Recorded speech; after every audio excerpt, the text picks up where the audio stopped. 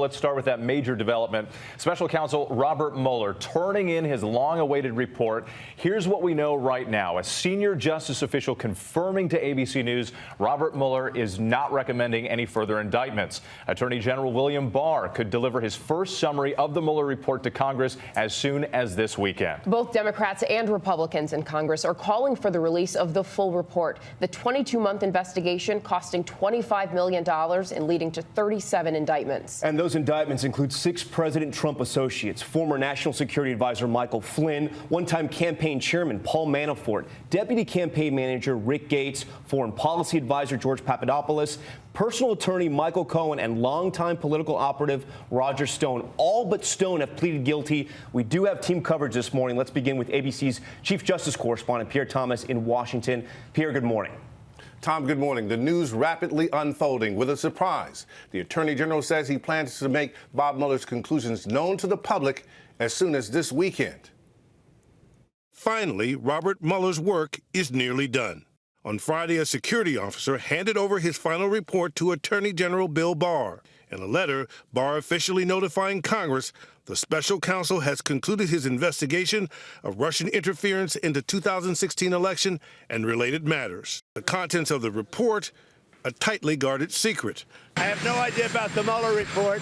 And so the final act begins. For nearly 2 years, an epic face-off, a president loudly proclaiming his innocence. The entire thing has been a witch hunt, and there is no collusion. And a legendary prosecutor and lawman who has not spoken publicly in 22 months. The president relentlessly attacking the special counsel on Twitter, according to the New York Times, railing against the investigation more than 1,000 times. Robert Mueller doing his talking only through charges filed in court. 37 indictments, among them those Russians suspected of hacking the Clinton campaign and those who secretly waged a social media war aimed at sowing divisions among Americans. And there have been multiple guilty pleas involving some of the most powerful people in President Trump's inner circle. Some of its top political strategists and advisors now convicted, and even longtime friends and family members caught up in the investigation. The special counsel's first major indictments shook Washington. Mueller going after 2 of the very top people in the campaign not named Trump. Campaign Chairman Paul Manafort. Paul Manafort has done a fantastic job. And his former Deputy Campaign Manager, Rick Gates. Mr. Gates, any response to the charges, sir? Manafort and Gates charged and convicted of bank and tax fraud, but also lying to investigators. In the process, Manafort revealed to have provided a suspected Russian intelligence officer campaign polling data. The next target, Michael Flynn, the one-time campaign advisor who famously chatted at the Republican convention. Lock her up. That's right. That's right. Lock her up. Flynn became Trump's first national security advisor, and he also has the distinction of being the highest-ranking member of the Trump administration charged so far. Mike Flynn is a fine person. Flynn pleading guilty to lying to the FBI and administration officials about his contacts with the Russian ambassador. Also a secret early target for Mueller, the president's personal attorney of 10 years, the fixer, who worked just down the hall from Trump, Michael Cohen. I always liked Michael.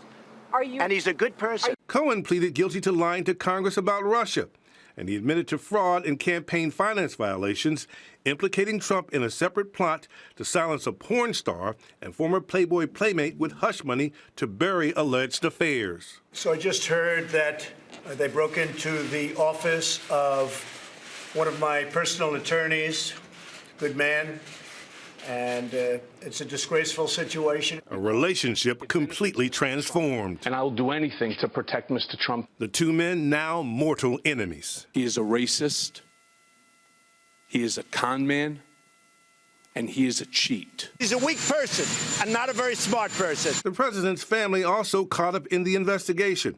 Mueller locked in on what critics have called suspicious contacts of Trump associates with the Kremlin, including that infamous meeting at Trump Tower, New York, where a number of Russians showed up promising dirt on Hillary Clinton. In attendance, the president's son, Don Jr., son-in-law Jared Kushner, and Paul Manafort. It was such a nothing. There was nothing to tell.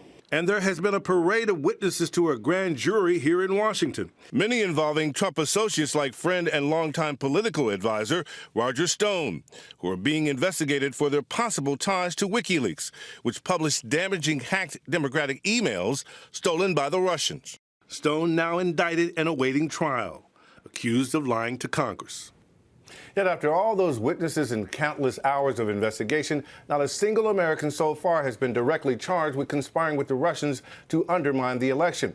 And much of what Mueller has found remains shrouded in secrecy. But now the key questions. What does Mueller have to say about whether the Trump campaign colluded with Russia? And perhaps now we finally get some answers about whether Mueller believes the president tried to obstruct justice, Tom. We all wait to see and hear that. Pierre, as you mentioned, the Attorney General has told congressional leaders he may brief them as early as this weekend, which seems to be a quick turnaround for a nearly 2-year investigation. What does that tell us, if anything, and when can we expect the public at least to see portions of that report? That is a quick turnaround, Tom. As you noted, he is going to provide a summary of Mueller's key findings by the end of this weekend, so he has a pretty good idea of what he wants to say about the bottom line conclusions of Mueller's investigation. As for how much time it will take to get a fuller accounting, our sources are saying that may be many days, if not weeks away. Hi, everyone. George Stephanopoulos here. Thanks for checking out the ABC News YouTube channel. If you'd like to get more videos, show highlights, and watch live event coverage, click on the right over here to subscribe to our channel. And don't forget to download the ABC News app for breaking news alerts. Thanks for watching.